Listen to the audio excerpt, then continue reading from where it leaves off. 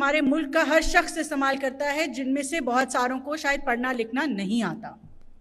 اور یہی مقصد ہے آج یہاں پہ آج کی تقریب کا، اور آج یہاں پہ آپ کے ساتھ بات کرنے کا اور آپ کو یہاں پہ لانے کا، کہ ہم پچھلے چند سالوں میں ٹک ٹاک سے، جب میں پہلے اسپیشل اسسٹنٹ تھی یوتھ افیئرس کی، تو تب میں نے UAE جا کے ان کی لیڈرشپ سے بات کی اور یہی بات کی کہ ہم کیسے ٹک ٹاک کو بہتر طریقے سے استعمال کر سکتے ہیں. اور ان کی ٹیم کا بہت بہت شکریہ. ہمارا ٹک ٹاک سے گورنمنٹ آف پاکستان کے بڑے بہترین تعلقات ہیں. یہ ہماری لوکل لاز پہ بہت زیادہ اس کو عمل درآمد کرتے ہیں. بٹ اس کانورسیشن کو ہم ایسے آگے لے کے بڑھے کہ ہم نے یہ دیکھنا تھا کہ ہم کیسے ٹک ٹاک کو پاکستان میں ایک لرننگ پلیٹ فارم کی طرح لے کے آئیں، جہاں پہ کروڑوں کی تعداد میں لوگ جس پلیٹ فارم پہ آتے ہیں، اس پلیٹ فارم کو کیسے ہم ایک تعلیم کا محور بنائیں. تو اسٹیم فیڈ کو لانچ کرنے میں، اور میں شکریہ ادا کروں گی یہاں پہ ٹک ٹاک کی جتنی بھی ٹیم بیٹھی ہوئی ہے، میں شکریہ ادا کروں گی ایک دفعہ پھر منسٹری آف ایجوکیشن کا، میڈم وجیہہ کا، آپ سب یہاں پہ جو تشریف فرما ہیں، منسٹری آف انفارمیشن کا، جنہوں نے بھرپور طریقے سے اس ایونٹ میں ہماری مدد کی.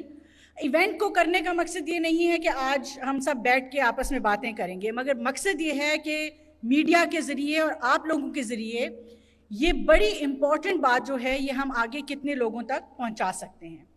تو آج آپ نے اپنے ساتھ بھی یہ تہیا کرنا ہے اور ہمارے ساتھ بھی یہ وعدہ کرنا ہے کہ ان پلیٹ فارمز کو رسپانسبل طریقے سے ہم استعمال کریں گے، ان پلیٹ فارمز کو ایتھیکل طریقے سے استعمال کریں گے، اور ان پلیٹ فارمز کو استعمال کر کے ہم پاکستان کو، پاکستان کے لوگوں کو کس طرح سے بہتری کی طرف لے کے جا سکتے ہیں. تو کیا آپ سب میرے سے یہ وعدہ کریں گے؟ ہاتھ کھڑا کریں. ہاتھ کھڑا کرنا تو پڑے گا. یہ تو وعدہ آج لے کے جانا ہے کہ آپ سب نے آگے کسی نہ کسی کو ایک چیز ان پلیٹ فارمز کے ذریعے ضرور سکھانی ہے. بہت شکریہ. تو اس حوالے سے اگر ہم نے ڈاکیومنٹری پہ اس لیے بات کر دی تاکہ میں بہت زیادہ نمبرز میں نہ جاؤں، یوزلی تقریریں بہت بورنگ ہوتی ہیں، مگر میں آپ کو ایک چیز کے اوپر ضرور متوجہ کرنا چاہوں گی کہ یہ جو نیشنل ڈیجیٹل ٹرانسفارمیشن ہے یا ڈیجیٹل نیشن پاکستان کا جو ایکٹ ہے، جو گورنمنٹ آف پاکستان نے جنوری میں پاس کیا، اس ایکٹ کا مقصد یہ ہے کہ ہم ہر بچے کی، ہر شخص کی ڈیجیٹل آئیڈینٹی کریٹ کریں. ڈیجیٹل آئیڈینٹی کریٹ کرنے کا کیا مقصد ہے کہ بیک پہ پورا پاکستان سٹیک ہو، پاکستان کا تمام ڈیٹا، اس کی گورننس کا، اس کی اکانومی کا، اس کی سوسائٹی کا ڈیجیٹائز ہو، اور وہ تمام ڈیٹا انٹر آپریبل ہو. جب ہمارے پاس یہ سٹیک تیار ہوتا ہے تو پھر اس کا مطلب کیا ہے؟ اس کا مطلب یہ ہے کہ آپ کی ڈیجیٹل آئیڈینٹی ہے، آپ کا شناختی کارڈ ڈیجیٹل طریقے سے آپ کے موبائل والیٹ میں ہے، آپ کا ڈرائیونگ لائسنس جب بنے گا وہ آپ کے موبائل والیٹ میں ہے، آپ کی تعلیم جو آپ کے ساری سرٹیفیکیشنز ہیں، آپ کی ڈگریز ہیں، وہ ڈیجیٹل والیٹ میں ہیں. یہ تمام چیزیں ڈیجیٹائز ہو گئیں. اب جب آپ نے کاروبار کرنا ہے اور آپ کاروبار کے لیے اپلیکیشن دیتے ہیں، تو بجائے اس کے آپ دفتر جائیں، آپ صرف اپنے ایک کلک کے اوپر آپ کو تمام گورنمنٹ سروسز سے، ڈیجیٹل سروسز سے، ڈیجیٹل اکانومی کا آپ حصہ بن جاتے ہیں. تو ڈیجیٹل نیشن پاکستان ایکٹ کا یہ مقصد ہے، اور نیشنل ڈیجیٹائزیشن میں جیسے جیسے ہم آگے بڑھیں گے، انشاءاللہ ہماری کوشش ہے کہ ہم ہر شخص کی ڈیجیٹل پبلک انفراسٹرکچر پرووائڈ کرتے ہوئے ایک ڈیجیٹل آئیڈینٹی کریٹ کریں.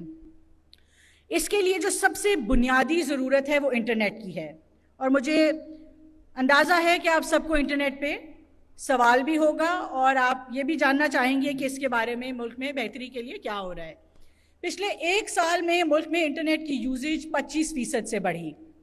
پچھلے 3 سالوں آج سے 3 سال پہلے جب ہم نے 2022 میں بات کی ہم کرتے تھے، تو انفارچونیٹلی ہم یہ بات کرتے تھے کہ پاکستان شاید ڈیفالٹ نہ کر جائے. ڈالر پاکستان میں تھا نہیں اور پاکستان کی اکانومی کریش کر رہی تھی. ایک سال کے اندر 2022 سے 23 میں اکانومی سٹیبلائز ہوئی، اور الحمدللہ 23 سے 25 میں نہ صرف سٹیبلائز ہوئی، آج ہماری اکانومی بہتر ہو رہی ہے. آپ روز دیکھتے ہیں کہ دنیا بھر میں پاکستان کا نام بلند ہو رہا ہے، اور اس میں ایک بہت بڑا جو کردار ہے، وہ جو ابھی مئی میں ایک مارکہ حق ہوا، اور جو پاکستان نے ایک جنگ جیتی 360 ڈگریز، نہ صرف کنونشنل وارفیئر، اور وہ صرف کنونشنل وارفیئر نہیں تھی، ایک طرف تو ہم نے ان کے جہاز گرائے، مگر دوسری طرف ایک پوری باقاعدہ 360 ڈگری ٹیکنالوجی وارفیئر تھی. اور اس ٹیکنالوجی وارفیئر میں جس طرح پاکستان کے ہر بچے نے، سائبر سیکیورٹی کے بچے نے، ٹیکنالوجی کے بچوں نے، ہمارے اداروں نے، افواج پاکستان نے فیلڈ مارشل صاحب کی سربراہی میں، وزیر اعظم کی سربراہی میں جس طرح سے یہ 360 ڈگری جنگ لڑی، اس میں ٹیکنالوجی کا بہت اہم کردار تھا. تو پاکستان کی جو ایک آپ کہہ لیں گلوبل لیول کے اوپر ہم پوزیشن ہو گئے، ہم نے اپنی ایک جگہ بنائی. آج پاکستان میں انفلیشن 29% سے کم ہو کے 4% کے اوپر ہے، پالیسی ریٹ 23% سے کم ہو کے 11% کے اوپر ہے. یہ وہ تمام میکرو اکنامک انڈیکیٹرز ہیں جو کہ اکانومی کی بحالی کی بات کرتے ہیں. مقصد آپ کو یہ بتانے کا یہ تھا کہ جب ہمارے 3 سال پہلے کچھ سال کے لیے اکانومی ذرا خراب رہی تو ہم ٹیکنالوجی کے انفراسٹرکچر میں، کمیونیکیشن انفراسٹرکچر میں انویسٹ نہیں کر پائے.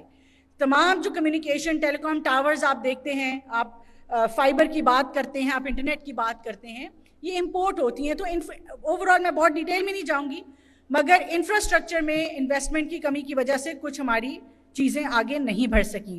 اسی طرح جو میجر ایک آکشن ہوا تھا جب 3G 4G 2014-15 میں آیا تھا محمد نواز شریف صاحب کے زمانے میں، اس کے بعد سے اسپیکٹرم کا بھی کوئی میجر آکشن نہیں ہو سکا. تو آج پورا پاکستان جو 274 میگا ہرٹز کے اسپیکٹرم پہ چلتا ہے، انشاءاللہ اس سال کے آخر تک جلد از جلد کچھ 1-2 معاملات ذرا ریزالو ہو جائیں. آپ امیجن کریں کہ جو پورا انٹرنیٹ پاکستان کا 274 میگا ہرٹز پہ چل رہا ہے، twice that almost 550 mega hertz کا ہم انشاءاللہ آکشن کریں گے. اس آکشن سے نہ صرف آپ کی 3G 4G کی ایکسیس اور سپیڈ بہتر ہوگی، بلکہ اس کی 5G بھی جو ہے وہ پاکستان میں متعارف کرا دیا جائے گا. اسی طرح سے نیشنل فائبرائزیشن پلان کے تحت ہماری کوشش ہے کہ ہم پورے پاکستان میں ایک فائبر کا جال بچھائیں.